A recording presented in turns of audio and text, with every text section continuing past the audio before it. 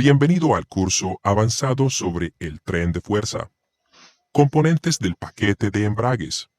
Al término de este curso, tendrá un conocimiento avanzado de los sistemas, lo que le permitirá resolver problemas con más eficiencia y atender mejor a sus clientes. La función principal del paquete de embragues es modular la frecuencia de accionamiento del paquete de embragues y controlar el flujo de potencia de la transmisión. Los embragues accionados por medios hidráulicos se utilizan para controlar el flujo de potencia de una transmisión servoasistida. En esta lección aprenderá cómo funciona un paquete de embragues y verá cómo se ensambla. Los paquetes de embragues están compuestos de muchas piezas diferentes. Estas piezas se deben ensamblar en forma correcta para que funcionen de forma adecuada. Los procedimientos de ensamble cambiarán según el fabricante, pero el principio básico es el mismo. En este debate se hablará acerca de un embrague genérico. Siempre debe consultar Service Advisor cuando trabaje en una máquina en particular. Veamos un conjunto del paquete de embragues típico. Este conjunto consiste en dos paquetes de embragues ubicados dentro de un tambor común. Se utiliza una placa separadora para separar los dos embragues. El tambor cuenta con dientes de engranaje externos trabajados en el diámetro exterior. La función del tambor es alojar los componentes del paquete de embragues y transferir potencia cuando el embrague se acciona.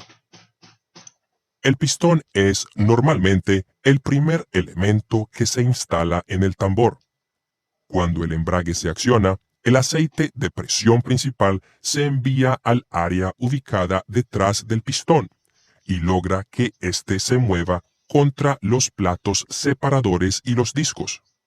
La función del pistón es comprimir los platos separadores y los discos, lo cual acciona el embrague.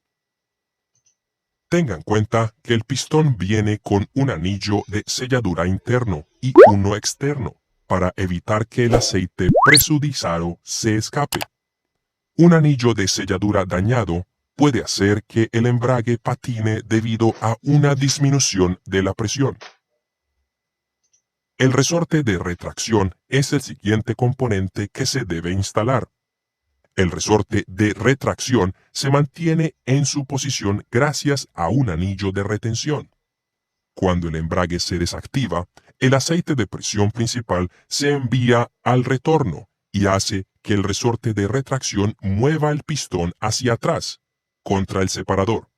Esto permite que las placas y los discos se deslicen y desconecten la masa de engranajes del tambor.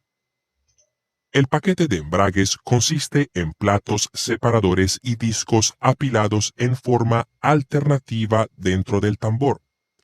En este embrague en particular, el disco es el siguiente componente que se debe instalar, debido a que cuenta con estrías externas que le permiten girar junto con el tambor dentro del pistón.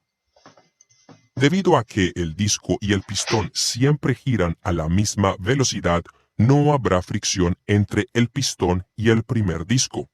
Las ranuras de la cara del disco permiten que el aceite complete la lubricación y disipe el calor que se genera debido a la fricción entre los platos separadores y los discos.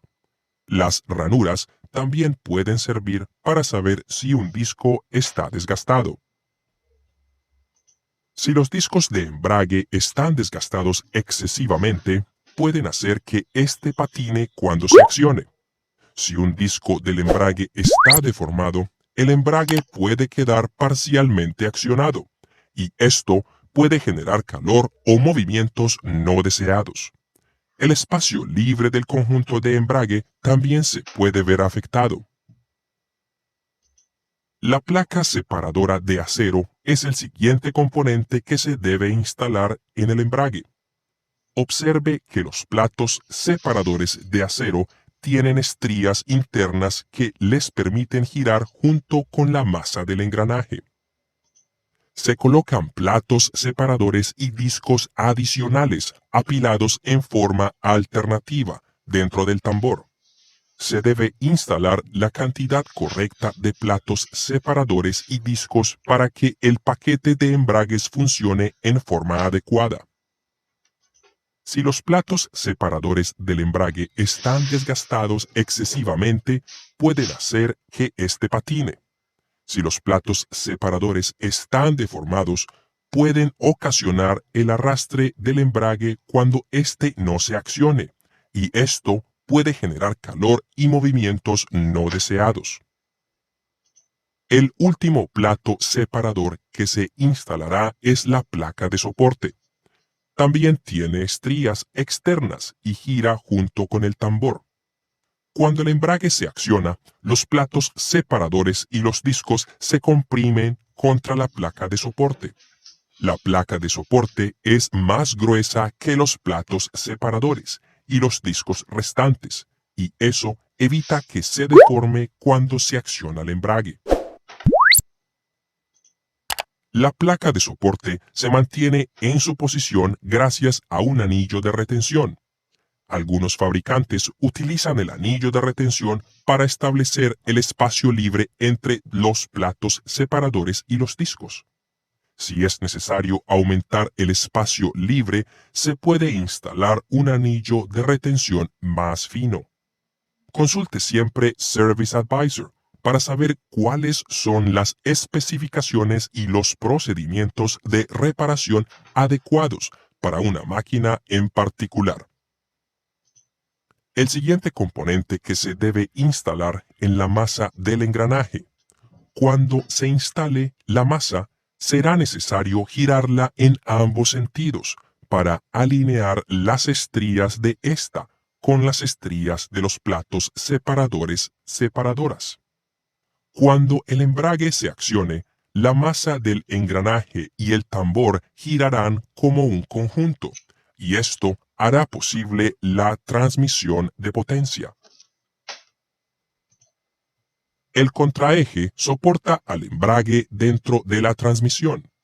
Los anillos de selladura mantienen el aceite presurizado entre la placa separadora y el contraeje. Un anillo de selladura defectuoso puede generar presión baja en el paquete de embragues. Se proporciona aceite de lubricación a los embragues a través de un pasaje perforado en el centro del contraeje. Los orificios del contraeje controlan la cantidad de flujo de lubricante. Be my it's the done. I still got a lot of shit to learn, I'll admit it. It's the done.